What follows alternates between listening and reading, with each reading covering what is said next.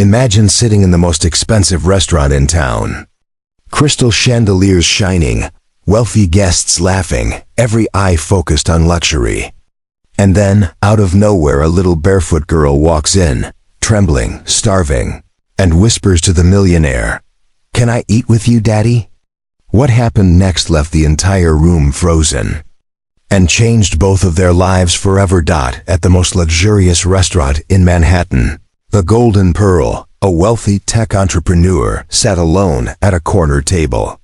His name was Richard Anderson, 32 years old, already worth hundreds of millions from the financial apps his company had launched on Wall Street. Yet as he stared at his untouched plate of seared scallops, there was no joy in his eyes. The flicker of candles reflected off the rim of his wineglass, but Richard felt only the weight of emptiness pressing against his chest. Dining room buzzed with life executives in tailored suits, socialites flaunting diamond necklaces, even a few celebrities trying to blend into private booths. Waiters glided between tables with practiced elegance, pouring champagne and carrying silver domes that revealed dishes most New Yorkers could never afford. To everyone else, this was glamour. To Richard, it was routine. He scrolled through endless emails on his phone, ignoring the world around him. Money came easily now. His penthouse overlooking Central Park was spotless, maintained by staff who kept their distance. The numbers in his accounts soared, but with each new milestone came less satisfaction. The applause of investors, the articles in Forbes, it all felt hollow. Tonight was no different. The Mater D himself had suggested a signature passion fruit soufflé for dessert, but Richard declined. Just coffee. And the check. Beyond the glowing windows of the restaurant, New York showed its cruelest contrast. Limousines and tourists crowded the street, yet tucked into the shadows, the forgotten city stirred homeless shelters overflowing, children wandering with empty stomachs. Among them was Julia Martinez, a 7-year-old with wide brown eyes that carried more sorrow than any child should know. Her once pink dress hung loose on her thin frame, stained from weeks of wear. Barefoot, her solace calloused from walking the city's hot asphalt, she lingered near the restaurant's entrance. She had been watching for over an hour, hoping a plate of leftovers might be discarded near the trash. Her hunger was unbearable. 2 days had passed since she'd eaten anything beyond scraps fished from bins, or the occasional kindness of strangers. As she inched closer to the golden-lit doors, a security guard spotted her. "Hey, get out!" he barked, moving fast. "No begging around here." Julia flinched but didn't retreat far. She had seen a couple leave food untouched. Maybe, just maybe, she could grab a piece of bread. Gathering courage, she darted toward the patio, but a rough hand gripped her arm. "How many times do I have to tell you?" The guard growled, dragging her away. "This isn't for people like you. Get lost before I call the cops." "Please, sir," Julia whispered, her voice breaking. "Just a little food." The guard shoved her back onto the sidewalk. Tears burned her eyes, but hunger pressed harder than fear. She wiped her cheeks, stood straighter, and searched for another chance. That's when she saw him, a man alone, ignoring his meal, his face lit only by the glow of his phone. Something about him, the quiet sadness in his eyes, reminded her of a memory she had almost forgotten. A whiff of warm bread carried out with the night air, twisting her stomach in pain. Julia noticed the guard distracted by tourists. It was her only opening. Clutching her courage, she whispered the words her mother once told her. "If you don't try, you'll never get anything." With small, determined steps, Julia slipped past the doors. Gasps echoed through the restaurant as she weaved between tables. A woman in pearls choked on her wine.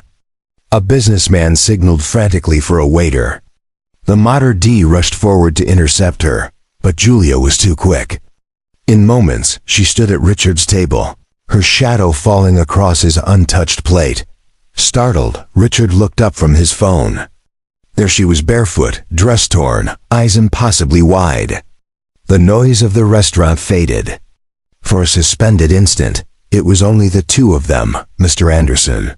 Forgive us, the Mater D sputtered, reaching for her. I'll remove this intruder at once. But Julia locked her gaze on Richard. Her voice trembled, but hope steadied it. Can I eat with you? Daddy? The room froze. Forks halted midair, glasses hung suspended, and every head turned toward the corner table. Richard stared at her, his chest tight. That single word Daddy thundered through him, louder than anything money had ever bought. The Mater D leaned forward again, his face red with embarrassment. Sir, I'll handle this. The child clearly doesn't belong here. Wait, Richard interrupted, his voice unexpectedly sharp. The word cut through the hush of the dining room. All eyes were on him now, wealthy diners, waitstaff frozen in mid-step, even the chef peering nervously from the kitchen door. He turned his attention back to Julia. Why did you call me Daddy? He asked, his tone softer now, almost hesitant. Julia's lips trembled. She clasped her hands together, her small body shaking as though every ounce of her courage was about to collapse. But she lifted her gaze to his and whispered, Because you look kind, like my dad used to be. A pause. And because I'm really hungry. The simplicity of her answer struck Richard harder than any boardroom argument ever had. There was no manipulation, no strategy. Just the raw truth of a starving child. A woman at the next table scoffed loudly. This is unacceptable. We paid a dime without this. This sort of disruption. Her husband muttered in agreement, motioning for the check. Richard ignored them. He looked at the Mater D, who was shifting uneasily under the collective attention of the restaurant. Bring another plate, Richard said firmly. And some orange juice. The Mater D blinked, unsure if he had heard correctly. Sir, you heard me, Richard replied, his voice steel now. This little girl will be dining with me tonight. The room buzzed with shocked whispers. Some guests exchanged disgusted glances. Others, curious ones. Richard pushed the chair beside him out gently. Come on, Julia, sit here. She hesitated, eyes darting to the Mater D as if expecting him to snatch her away. Are you serious? She asked, her voice so small it almost broke him. Yes, Richard said with a faint, unfamiliar smile tugging at his lips. Completely serious. And you can call me Richard. With clumsy effort, Julia climbed onto the chair. Her feet didn't reach the ground, and her dress hung awkwardly around her knees. But her eyes widened in wonder at the table set with crystal, glasses and polished silver. Bring some bread and butter to start, Richard instructed the nearest waiter, who stood frozen. And soup, something gentle for her stomach. The waiter nodded quickly and scurried off, grateful for an excuse to move. The Mater D, realizing he had lost the battle, stepped back with a sour expression. What's your name? Richard asked, lowering himself so his eyes were level with hers. Julia, she answered, barely above a whisper. That's a beautiful name, he said softly. How old are you, Julia? 7, she said, stretching her neck to peer at the untouched scallops on his plate. What's that? Scallops, Richard explained. Seafood. Have you ever tried them? She shook her head. I eat what I can find. His chest tightened at the blunt honesty. Before he could reply, the waiter returned with a basket of warm bread and butter. Julia glanced at Richard as if asking permission. Go ahead, he encouraged. Her little hands trembled as she tore a piece of bread and took a cautious bite. Her eyes fluttered closed, savoring it as though it were the most exquisite thing she had ever tasted. A tear slipped down her cheek. Good? Richard asked gently. It tastes like something my mom used to make, Julia whispered, swallowing quickly. Before she went to heaven, the words hit Richard like a knife. He had lost his own mother when he was 10, and the wound had never fully healed. I'm sorry, he said sincerely. Do you live with your dad now? Julia's eyes dropped to her lap. No, he left after Mom died. Said I was too much trouble. Said someone else would take care of me. But nobody did. The restaurant around them blurred into meaningless chatter. Richard felt anger rise not at her, but at the man who had abandoned her. How could anyone turn their back on their own child? "Where do you sleep?" he asked carefully. "There's a space under the stairs near an apartment building. The lady at the front lets me stay when it rains. Other nights, I sleep on the beach." Richard clenched his jaw, fighting the surge of rage and sorrow. A child, surviving like this in the shadows of skyscrapers and luxury condos. The waiter returned with a bowl of creamy pumpkin soup. Julia leaned forward eagerly, mimicking Richard as he demonstrated how to hold the spoon. She blew on the soup before tasting it, her eyes lighting up. "It's so good," she said, her voice muffled with a timid smile. Richard watched her as though he were witnessing something sacred, the gratitude of a child for something as simple as a warm meal. "Why are people staring at us?" Julia suddenly asked, noticing the disapproving glances from nearby tables. Richard exhaled slowly, glancing around the room. "Because sometimes people care more about appearances than about what really matters," he said honestly. Julia nodded as though she understood. "My mom used to say it's what's inside that counts." Her words cracked something open in Richard. For the first time in years, he felt like he was actually seeing the world clearly, not through numbers, not through profit margins, but through the eyes of a hungry, brave little girl. And at that moment, he made a silent vow. Whatever happened next, Julia would never be alone again. The manager of the restaurant, a tall man with a rehearsed smile, finally approached their table. He bent slightly, his voice carefully measured. "Mr. Anderson, may I have a word with you privately?" Richard didn't take his eyes off Julia, who was busy scraping the last bit of soup from her bowl as if it were treasure. "You can say whatever you need to right here." The manager cleared his throat. "Sir, we have a reputation to uphold. Our clientele expect a certain standard of environment. Allowing this child to remain at your table." Richard finally looked up, his eyes sharp. "And what standard is that, exactly?" "One where starving children are thrown out so your guests don't have to see them. One where more food is wasted in a night than some families see in a week." His voice wasn't loud, but the quiet fury in it cut deeper than shouting. The nearby tables fell into silence, a few guests suddenly fascinated by their untouched plates. "The girl," the manager began, "she has a name." Richard interrupted firmly. "Julia, and she's not going anywhere." He turned to her gently. "Would you like to wash your hands before dinner, Julia?" Her face lit up with timid relief. "Can I?" "My mom always said you should wash before eating." Richard looked back at the manager, his stare leaving no room for argument. "Show her the restroom." Trapped, the manager gestured stiffly. "This way, miss." Julia hesitated, glancing at Richard as if afraid he might disappear. "You'll still be here when I come back?" "I promise," Richard said with quiet conviction. When Julia left, Richard pulled out his phone and called his driver and assistant, Anthony. "I need you to do something for me," he said. "Children's clothes size for a 7-year-old girl. Dresses, jeans, pajamas, shoes. Hygiene items too. And bring them to the Golden Pearl within the hour. Choose nice ones. Not flashy, just good. And prepare the guest room at the penthouse tonight." Anthony didn't ask questions. "Yes, sir." Right away, Richard hung up just as Julia returned, her face clean, her curls damp where she had splashed water on her cheeks. The simple act of washing had softened her features, and Richard caught himself smiling a real smile, one he couldn't remember the last time he'd worn. "You look refreshed," he said, warmly. "The soap smelled like flowers," she said, climbing back into her chair.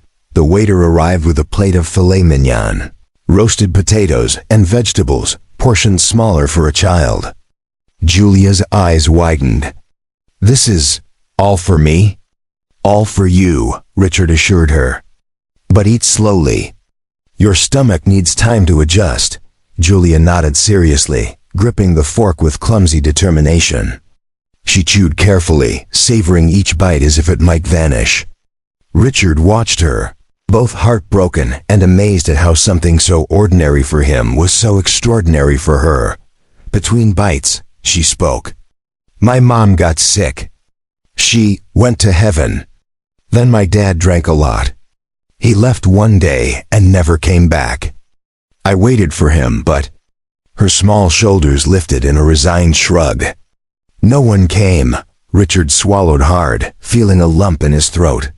He thought of the nights he had passed homeless children on the street, tossing them coins without ever truly seeing them. How many Julias had he walked past? "Did you ever go to school?" he asked. Her face brightened. "Yes, I loved it. My teacher said I was the best reader in class. But when I didn't have a home anymore, I was too embarrassed to go." Richard closed his eyes briefly, forcing back the tide of emotions. "That's going to change," he murmured, almost to himself. Julia tilted her head. "Do you have kids?" The question caught him off guard. "No, I never started a family." "Why not?" For years he had told himself the answers. Too busy, never met the right person, not the right time. But staring at Julia, those excuses sounded hollow. "I guess I didn't realize how important it was," he admitted quietly. "My mom said family isn't always blood." Julia said softly, "Family is who takes care of you, who loves you." Richard's throat tightened. Her words so innocent, yet so wise, cut through years of loneliness. He reached across the table, resting his hand gently near hers. "Your mom was a very wise woman." At that moment, the dessert cart rolled by. Julia's eyes sparkled as she spotted the bright colors of ice cream. She tugged at Richard's sleeve. "What's that?" "That," he said with a small laugh, "is ice cream. A sweet frozen dessert." Her eyes grew round. "I've never had it." "What does it taste like?" Richard raised his hand to the waiter. "Bring us a selection of flavors: chocolate, vanilla, strawberry, pistachio. One of each." When the bowls arrived, Julia dipped her spoon into chocolate. The moment it touched her tongue, her face transformed with pure joy. "This is the best thing I've ever eaten," she exclaimed, bouncing in her chair. Richard chuckled softly, but inside, something deeper stirred. Watching her delight was worth more than any deal he had ever closed. For the first time in years, he felt something he thought he had lost forever: hope. And as Julia licked her spoon with childlike abandon, Richard knew one thing for certain: he couldn't let her go back to the streets. Julia was still giggling softly as she tried every flavor of ice cream, carefully alternating spoonfuls as though she was conducting a scientific experiment. Richard sat across from her, watching her joy with a kind of awe. For years, he had eaten at the finest restaurants, surrounded by chandeliers and polished silver. But never had food meant so much, not until he saw it through her eyes. The waiter lingered, less stiff than before, smiling faintly as he refilled Richard's coffee. The atmosphere around their table had shifted. While some guests still looked scandalized, others couldn't help but soften, watching the little girl enjoy her first taste of simple childhood pleasure. When Julia finally leaned back with a content sigh, Richard cleared his throat. He reached down beside him, pulling up the first of several shopping bags that Anthony had delivered. "What's that?" Julia asked, her eyes widening. "These," Richard said carefully, "are for you." Her small fingers froze around her spoon. "For me, like presents?" He nodded. "Yes, clothes, shoes, things you'll need." Julia's lips parted, her face a mix of disbelief and fear. "But it's not my birthday." "Why would you give me presents?" "Because you deserve them," Richard said simply. He opened the first box, revealing a pair of sneakers with light-up soles. Julia gasped. "They shine!" she exclaimed as he pressed a button and the tiny lights flickered to life. She touched them reverently. "Are they magic?" Richard chuckled. "Not magic, but they'll sparkle when you walk. With his help, she slipped her feet into them. They fit perfectly. She hopped down from the chair, running a few steps across the restaurant's carpet. The lights blinked with each step, and Julia squealed in delight. "Look, they really shine." Guests at nearby tables turned, some smiling despite themselves. Richard found himself laughing too, a sound rusty from disuse. When she returned to the table, he pulled out more soft pajamas, jeans, dresses with colorful patterns, even a pale blue cotton dress embroidered with tiny flowers. Julia clutched it to her chest, whispering, "This is the most beautiful dress in the world." Another bag revealed small hygiene items, shampoo with cartoon labels, a toothbrush in bright pink, soap shaped like animals. Julia's hands trembled as she touched them, overwhelmed. "All of this is really mine?" she whispered. "All yours," Richard assured. Then, after a pause, he added carefully, "Julia, I know you don't have a safe place to stay right now. I have a very big house with more rooms than I'll ever use. If you'd like, you can come stay with me." She froze, clutching the blue dress tighter. Her wide eyes searched his face, desperate for truth. "You mean, live with you? For real?" Richard leaned closer, his voice steady. "For real. You'd have your own room, your own bed, your own space. You'd never have to worry about food or sleeping outside again." Tears welled in her eyes. For a moment, she couldn't speak. Then, suddenly she dropped the dress and flung her arms around his waist. "Thank you. Thank you. Thank you," she sobbed. Richard stiffened, unaccustomed to affection, but then his arms wrapped around her, holding her tight. Something inside him locked away for years broke open. He realized with startling clarity that this wasn't charity or obligation. He wanted her in his life. When she finally pulled back, wiping her face with the back of her hand, she asked timidly, "Can I bring my new dress with me?" "You can bring everything," Richard said with a smile. He paid the bill, leaving a tip so generous it silenced the staff's earlier disapproval. As he guided Julia toward the door, the same manager who had tried to expel her earlier stepped forward. "Mr. Anderson," he began, his voice syrupy with forced politeness, "I trust this evening won't affect your continued patronage." Richard stopped him with a look. "It already has. Tonight reminded me that some places don't deserve my presence. Or my money. Maybe you should rethink what kind of standard you're so proud of." The manager's face paled. Richard turned away, Julia's small hand gripping his tightly. Outside, Anthony was waiting with the car, his professional composure briefly cracking when he saw the child beside his employer. "Good evening, sir," he greeted smoothly. "The guest room is ready." Richard opened the door, gesturing. "Julia, after you." Her jaw dropped as she peeked inside the sleek black luxury car. "We're riding in this? It looks like a spaceship." Richard chuckled, helping her climb in. "Something like that." As the car glided through Manhattan, Julia pressed her nose against the glass, marveling at the city lights. "Your house. Is it really big?" she asked, barely containing her excitement. "Big enough for both of us," Richard promised. "Does it have a bathtub?" "Several." Her eyes glowed. "I've never had a bubble bath before." Richard looked at her small, hopeful face and felt his chest tighten again. How could a child be deprived of something so simple? He silently vowed she would never go without again. By the time they reached his penthouse overlooking Central Park, Julia's head had begun to droop against the seat, exhaustion overtaking her. Richard carried the shopping bags in one hand, her tiny hand in the other, and led her through the gleaming lobby. The doorman greeted him respectfully, but stared curiously at Julia, who clung to his side like a lifeline. When the private elevator doors opened to the vast duplex, Julia stepped inside and gasped. "Is this a palace?" Richard glanced around his home: marble floors, designer furniture, walls lined with art, and for the first time in his life, he felt embarrassed by its emptiness. No, he said quietly. It's just a big house. But it could be a home. Sandra, his longtime housekeeper, appeared from the hallway, her warm eyes widening as she saw the child. Mr. Anderson, she began, confusion in her tone. This is Julia, Richard introduced gently. She'll be staying with us. Sandra's expression softened instantly. She knelt slightly, smiling at the girl. Hello, sweetheart. I'm Sandra, welcome. Julia gave a shy little wave.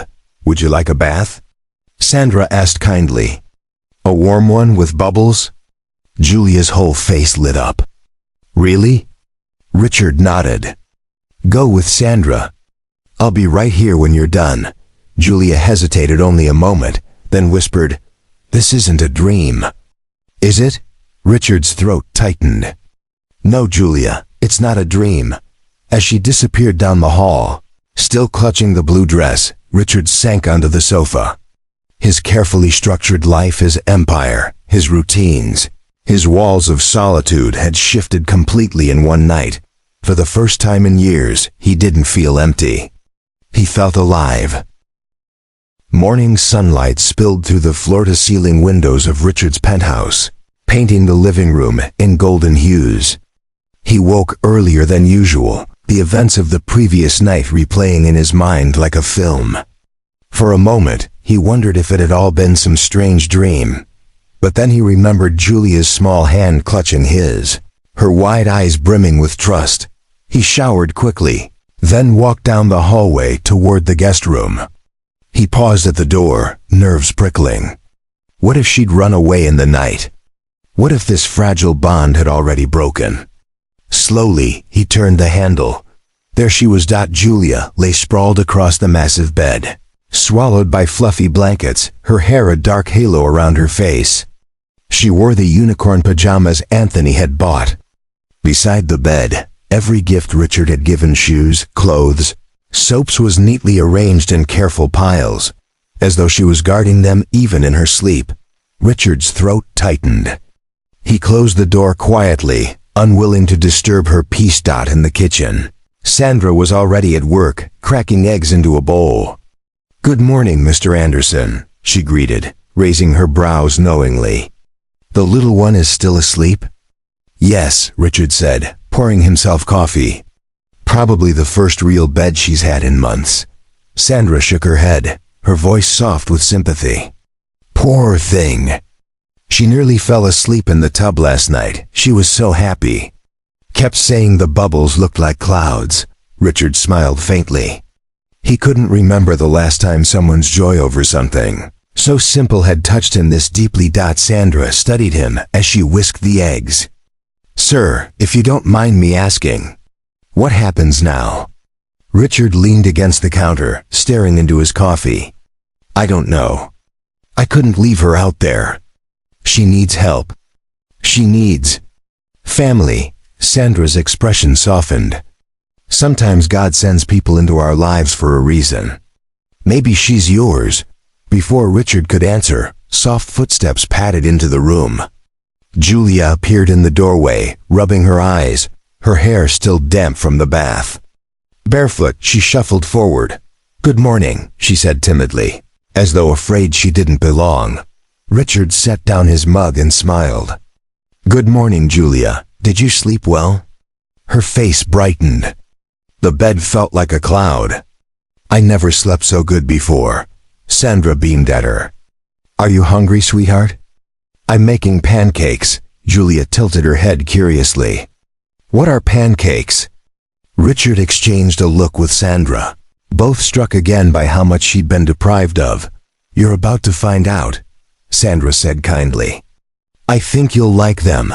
Julia climbed onto a tall stool beside Richard, swinging her legs. She glanced around the gleaming kitchen, eyes wide. Your house is really big. Do you live here all alone? Richard hesitated, then admitted, yes, it's been just me for a long time. Her brows furrowed. No family? My parents passed away years ago, Richard said gently. I have a brother, but we don't see each other often. Julia considered this, then nodded solemnly. My mom's in heaven too. I miss her every day. Richard's chest ached. I miss mine too, he said softly. Sandra slid a plate of steaming pancakes in front of Julia, drizzled with syrup and topped with a pat of butter. Julia's eyes grew wide.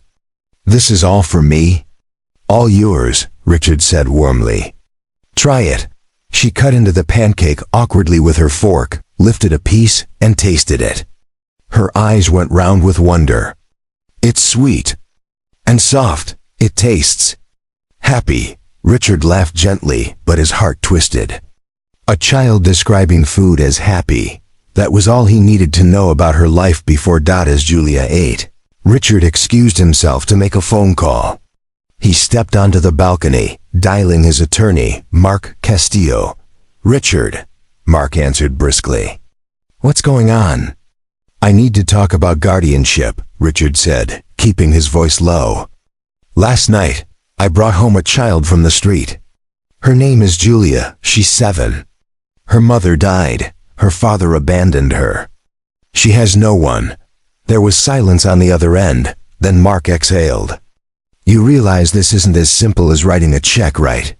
There are legal procedures, social services, background checks. I know, Richard interrupted. But I'm serious, Mark. I want custody. Temporary, if that's what it takes. Eventually. Adoption, another pause. You've known her one day, and that's enough, Richard said firmly. I'm not sending her back out there, Mark sighed. All right. I'll make some calls.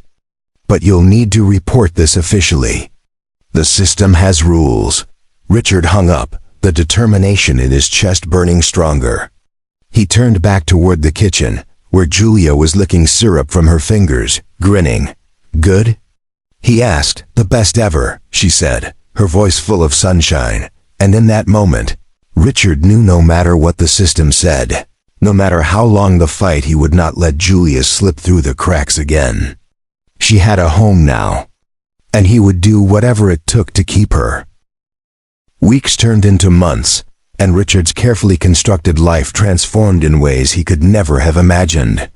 His penthouse, once sterile and echoing with silence, now pulsed with laughter, crayons scattered across the marble floors, and the faint hum of cartoons playing in the background. Julia's presence filled the empty corners of his world with something no wealth had ever managed to. By warmth. He adjusted his routines with surprising ease. Morning board meetings were balanced with school drop-offs. Conference calls paused so he could attend parent-teacher conferences. His office shelves, once lined only with awards and financial reports, now displayed Julia's colorful drawings framed in pride. His staff noticed the change too. He was more patient, more present, almost human. But beneath the joy, an undercurrent of fear lingered. Richard knew Julia's father still existed somewhere, a ghost who could return to claim rights. That fear crystallized the day his lawyer, Mark, called with news. Richard, we found him, Mark said. The biological father. His name's Gilbert Martinez. He's been working at a resort in Florida. We can't move forward with adoption without addressing him. Richard's stomach tightened. And if he doesn't cooperate? Mark sighed. Then it becomes a legal battle. He has rights, whether or not he deserves them. Richard looked over at Julia, who was sprawled on the rug, coloring a picture of a sun with a smiling face. She hummed softly to herself, her new sneakers blinking with every kick of her foot. His jaw hardened. Do whatever it takes. She's not going back to the streets. Not ever. A week later, Richard drove down to Florida himself. He found Gilbert behind a poolside bar, mixing margaritas for tourists. He was lean, sunburned, with eyes that had once mirrored Julia's but now looked hollowed by years of drink and regret. When Richard introduced himself, Gilbert tensed immediately. What do you want? He snapped. I'm the man raising your daughter, Richard said evenly. The words stunned Gilbert into silence. He fumbled with the shaker in his hand, then set it down hard. Julia? She's alive? She is, Richard confirmed, his voice edged with steel. And she's thriving. She's safe in school, cared for. Everything you failed to give her. Gilbert winced, shame flickering in his eyes. I was broken after her mother died. I couldn't. You left her, Richard cut in. Whatever your pain, you abandoned this 7-year-old child to fend for herself. Do you have any idea what she's been through? Gilbert ran a hand over his face. No, and maybe I don't deserve forgiveness. But she's still my daughter. Richard leaned closer, his tone low and steady. Then prove you care. Sign away your rights. Let me adopt her. Give her the future she deserves. For a long moment, Gilbert stared at him, torn between guilt and fear. Finally he whispered, "Is she happy?" Richard swallowed, picturing Julia's glowing smile as she ate pancakes, her laughter echoing in the hallways, the way she clung to him at night when nightmares came. "Yes," he said firmly. For the first time in a long time she's happy. Tears filled Gilbert's eyes. He nodded slowly. Then let her stay that way. I'll sign. Relief washed over Richard like a tide. The day of the court hearing came weeks later. Richard sat nervously in the stiff wooden bench, Julia's small hand gripping his tightly. She wore the pale blue dress embroidered with flowers, the same one she had called the most beautiful in the world. Sandra sat behind them, her eyes shining with quiet support. When the judge finally declared the adoption approved, Richard felt his breath hitch. Julia turned to him, her face radiant. "So, I'm yours now?" He bent down, his voice breaking. "You've been mine since the night you asked if you could eat with me." Julia threw her arms around his neck, and for the first time, Richard allowed himself to cry openly. Life moved forward, but it was no longer the same. Richard's penthouse became a home, filled with bedtime stories, school projects, and endless little surprises, a crayon drawing tucked into his briefcase, a sticky note on his laptop that said, "I love you, Daddy." On her 8th birthday, he threw Julia the first real party she had ever had. Children from her class filled the living room, balloons floated across the ceiling, and when Julia blew out the candles on her cake, Richard stood behind her, his hand steadying her shoulders. "Make a wish," he whispered. She closed her eyes tight. "I don't need to," she said softly. It already came true, and as Richard looked around at the laughter, the chaos, the life he had never dared to imagine, he realized that the little girl who had walked into a restaurant barefoot and hungry had given him more than he had ever given her. She hadn't just filled his house. She had filled his heart. For the first time in his life, Richard Anderson, the once lonely millionaire, finally knew what it meant to be rich. Truly rich.